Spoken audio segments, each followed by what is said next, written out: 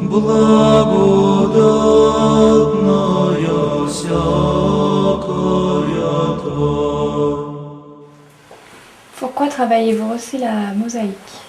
Alors la mosaïque, en fait, c'est un complément à l'icône, dans le sens où j'ai toujours baigné dans l'icône et la mosaïque m'a toujours interpellée. C'est-à-dire autant dans l'icône, on a des pigments en poudre, et la mosaïque, on a toutes sortes de pierres, de galets que l'on casse et que l'on retaille en petits morceaux. Donc on travaille également la mosaïque sous différentes formes.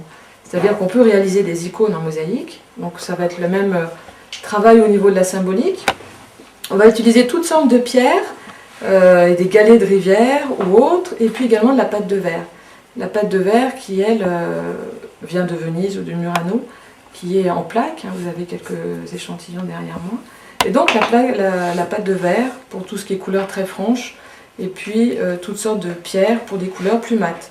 Et il est bon d'alterner les deux. Donc j'aime beaucoup, moi, ce travail de la pierre, parce qu'en fait, on a toujours des textures différentes. C'est toujours, je dirais, un miracle constant de découverte quand on travaille la pierre, puisque la pierre nous offre des nuances insoupçonnées et à chaque fois des belles découvertes.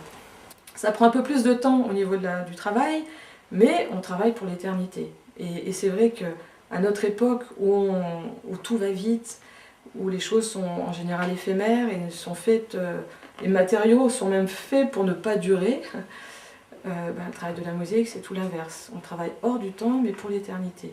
Et moi personnellement c'est ce qui m'interpelle et ce qui me motive, c'est justement voilà, être dans ce goût de l'éternité.